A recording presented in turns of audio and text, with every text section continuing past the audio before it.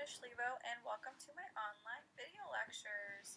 Today we'll be talking about England and the Parliament. First, we'll start talking about the Tudor dynasty, which Henry VIII and Elizabeth I were both a part of. Henry VIII had very good relations with Parliament, and this is very clear to us because Parliament ended up approving the Act of Supremacy, which made him head of the Church of England. Henry VIII also waged many wars overseas that he did not have the money for, but he still somehow got Parliament to levy or raise taxes for him for these wars. So if he didn't have this good relationship with them, things probably would have not gone in his favor. His daughter, Elizabeth I, also consulted and controlled Parliament during her rule of England. After Elizabeth I passed away, she didn't have any heirs, so her other family had to take over, and so the Stuarts, her cousins, took over. And her first cousin to take over was James I. And unlike his predecessors, he did not work well with Parliament. He constantly lectured Parliament about divine right, and the House of Commons did not like this. They completely resisted his claims to absolute power.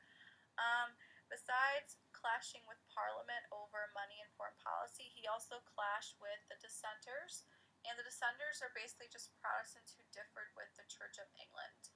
And during this time period, the Dissenters were known as the Puritans, and if you remember from our discussions about the Reformation, the Puritans are Calvinists. And after James I, there was Charles I, who behaved totally like an absolute monarch. He imprisoned all of his enemies without a trial. He ended up raising taxes, and Parliament and the people did not like this. So in 1628, he signed a petition of right which prohibited him from raising taxes or from jailing his foes without Parliament's permission. But a year later, in 1629, he completely dissolved Parliament, and he ignored the petition and ruled without Parliament for over 11 years. So for over a decade, he completely ignored this petition and ruled without Parliament. And during these 11 years, he ended up creating a lot of enemies, especially with the Puritans. And he made these enemies with the Puritans because of the Archbishop of Canterbury, known as William Laud, who tried to force all clergy to follow strict Anglican rules. Well, if you remember what I said a couple minutes ago, the Puritans were Calvinists, so they were not going to follow all of these strict Anglican laws. And then finally, in Scotland, the Calvinists there were fed up and they revolted. And Charles I had to get some help from Parliament to suppress this revolt, so he ended up summoning Parliament.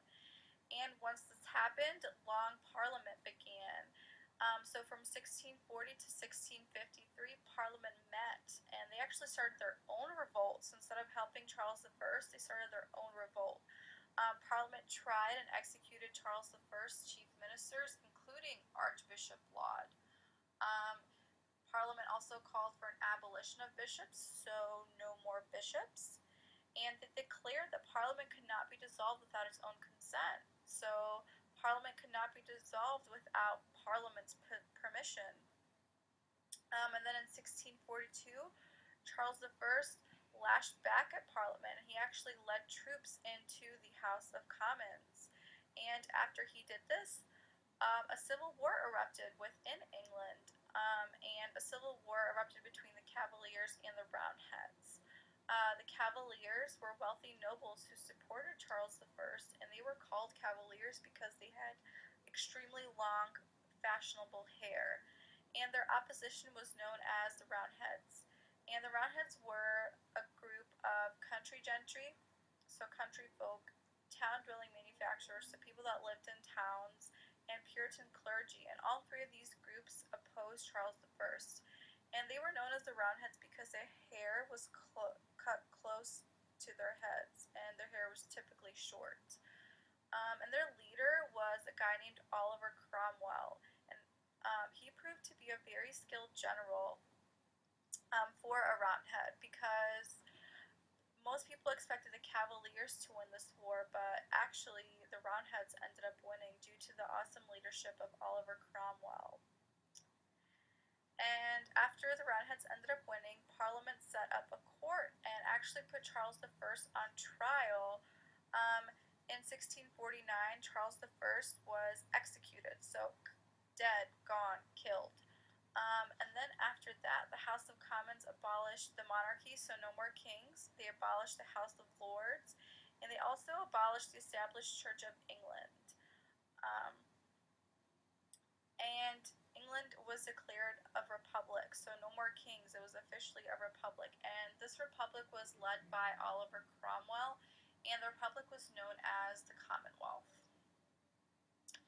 And with new power, obviously, most times comes challenge. So, when the Commonwealth was established and Oliver Cromwell took over, Charles II, who was Charles I's uncrowned heir, he challenged the Commonwealth and he said, "Hey, I deserve to be king." And this led to revolts in Scotland and Ireland, which Cromwell smashed. He completely suppressed these revolts, and he was especially harsh on the Irish Catholics. In 1652, he exiled Catholics to barren land in the west of Ireland. And anybody who disobeyed this, so if the Irish disobeyed this, they would be killed on sight. Um, there was also an opposition group called the Levelers, who believed the poor should have as much say in the government as the gentry. And they were also suppressed by Cromwell. He did not let them have more of a say like they wanted. And then, so Oliver Cromwell was actually a Puritan, so the Puritans had a lot of influence during his rule. They established the Lord's Day, which happened on Sundays, and this is basically just a day set aside for religious observances. If you did not participate, you were fined. And so the Puritans also believed in providing education for all, and this was basically just so that people could read the Bible, which was very important to them. And then the Commonwealth actually ended up ending when Cromwell died in 1658. And shortly after he passed away, the Puritans ended up losing grip on England since their fierce leader Cromwell was gone. And in 1600, a new parliament was elected, and they invited Charles II back to take control of the government. Thank you guys for watching, and we'll discuss more of this in class tomorrow.